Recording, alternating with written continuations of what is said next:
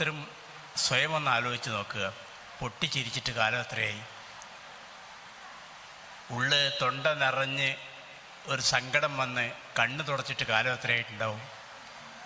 നാം ആരൊക്കെയോ ബോധ്യപ്പെടുത്താൻ വേണ്ടി ഈ സമൂഹത്തിൽ അഭിനയിച്ചുകൊണ്ടേയിരിക്കുന്നൊരു സമയത്ത് അരുള്, അൻപ്, അനുകമ്പ, ഇത് നമ്മെ പഠിപ്പിച്ച ഒരു മനുഷ്യ ഗുരുവാണ് ശ്രീനാരായണ ഗുരു.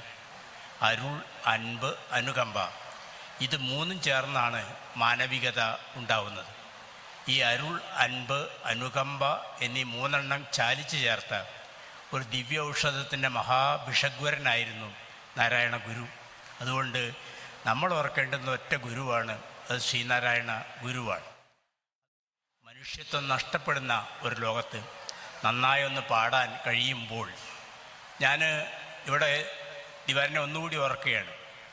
അലഹാബാദിന് ചേർന്ന് ഒരു ഗ്രാമപ്രദേശത്തിലെ റെയിൽവേ സ്റ്റേഷനിൽ ഒരു തവണ ഞാൻ കാച്ചിഗുഡ എക്സ്പ്രസ് കാത്തുകൊണ്ടിരിക്കുന്ന സമയത്ത്, എത്രയോ വർഷങ്ങൾക്ക് മുമ്പ്, ഇതൊക്കെ എൻ്റെ മനസ്സിൽ ഓർക്കുന്ന പേരുകളാണ്.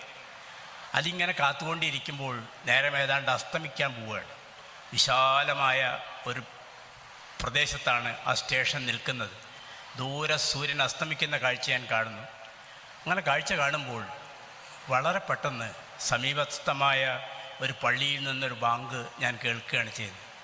അതേതാണ്ട് മഗ്‌രിബ് നിസ്കാരത്തിൻ്റെ ബാങ്കായിരിക്കും എന്നെ എൻ്റെ മലപ്പുറം ബുദ്ധി പരിശോധിച്ച് മനസ്സിലാക്കി തന്നു. അപ്പോൾ ഞാനിങ്ങനെ കേട്ടിരുന്നു. എത്ര മനോഹരമായ ഒരു ബാങ്കായിരുന്നു അത്. എൻ്റെ മനസ്സിൽ 45 കൊല്ലത്തിന് ശേഷവും അതിപ്പോൾ അങ്ങനെ നിൽക്കുകയാണ് ചെയ്യുന്നത്.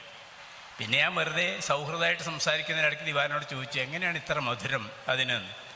പല ബാങ്കുകളും പലർക്കും അസുഖമുണ്ടാക്കുന്ന ഒരു കാലഘട്ടത്തിൽ അഹീർ ഭൈരവി എന്ന് പറയുന്ന ഒരു രാഗത്തിൻ്റെ ചേർച്ച അതിലുണ്ട് എന്ന് മനസ്സിലാവുമ്പോൾ എവിടെയാണ് ഇതെല്ലാം ചേർന്ന് വരുന്നൊരു സങ്കലനം സംഭവിക്കുന്നത്. അങ്ങനെ സംസ്കാരത്തിൻ്റെ സങ്കലനം വരുമ്പോഴാണ് നമുക്കെല്ലാത്തിനെയും ക്ഷമയോടുകൂടി, സഹിഷ്ണുതയോടുകൂടി സ്വീകരിക്കാൻ കഴിയുക. അസഹിഷ്ണുത പെരുകുന്ന ഈ ലോകത്ത് നമുക്ക് വളരെ സൗമ്യമായ ഗാനങ്ങൾ കേൾക്കാൻ, നല്ല നൃത്തച്ചുവടുകൾ ആസ്വദിക്കാൻ കഴിയുമ്പോൾ നമുക്ക് വലിയൊരു ലോകം തുറന്നു കിട്ടാൻ പോവുകയാണ്. ആ തുറന്നു കിട്ടുമ്പോൾ തകർക്കപ്പെടുന്ന ഒരു ലോകമുണ്ട് എന്ന് കൂടി നമ്മൾ ഓർക്കുക. രവീന്ദ്രനാഥ ടാഗോർ ശാന്തി നികേതനം എന്നാണ് തൻ്റെ വലിയ ഒരു സർവകലാശാലയ്ക്ക് പേരിട്ടത്. അതിൻ്റെ കമാനത്തിൽ അദ്ദേഹം എഴുതി വെച്ചു, എത്ര വൃക്ഷം ഭവത്യൈക നീടം എന്ന്. നാനാതരത്തിലുള്ള പക്ഷികൾ പല സ്വരത്തിൽ പാടുന്ന മഹത്തായ ഒരു വൃക്ഷം വന്നു ചേരുന്ന സ്ഥലമാണിത് എന്ന് അദ്ദേഹം സങ്കല്പിച്ചതാണ്. എത്ര വൃക്ഷം ഭവത്യൈക നീടം വസുധൈവ കുടുംബകം എന്നൊക്കെ എഴുതി വെച്ച രവീന്ദ്രനാഥ ടാഗോറിൻ്റെ ശാന്തി നികേതനത്തിലേക്ക് ഇപ്പോൾ നമുക്ക് കടന്നു ചെല്ലാൻ പറ്റില്ല. ശാന്തി നികേതനം അടച്ചുപൂട്ടപ്പെട്ട് കഴിഞ്ഞിരിക്കുന്നു.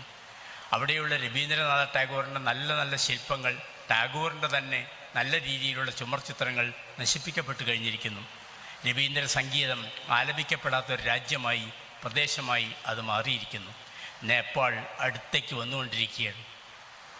ബംഗ്ലാദേശ് അടുത്തേക്ക് വന്നുകൊണ്ടിരിക്കുകയാണ്. പാകിസ്ഥാൻ പതുക്കെ അടുത്തേക്ക് വന്നുകൊണ്ടിരിക്കുകയാണ്. അങ്ങനെയൊക്കെ ഇരിക്കുമ്പോൾ ഇങ്ങനെ ഒന്നിച്ചിരിക്കാൻ കഴിയുക എന്ന് പറയുന്നത് തന്നെ മഹാഭാഗ്യമായി കാണുന്നൊരു ഘട്ടത്തിൽ ഞാൻ അഭിമാനത്തോടു കൂടി പറയട്ടെ, ഷെൽട്ടറിന് കൂടുതൽ കൂടെ വികാസവും വിപുലനവും ഉണ്ടാകട്ടെ. അതിനുള്ള ഒരു വേദിയായിട്ട് ഇത് തുടരട്ടെ എന്ന് മാത്രം ആശംസിച്ചുകൊണ്ട് ഞാൻ നിൽക്കുന്നു. നന്ദി, നമസ്കാരം.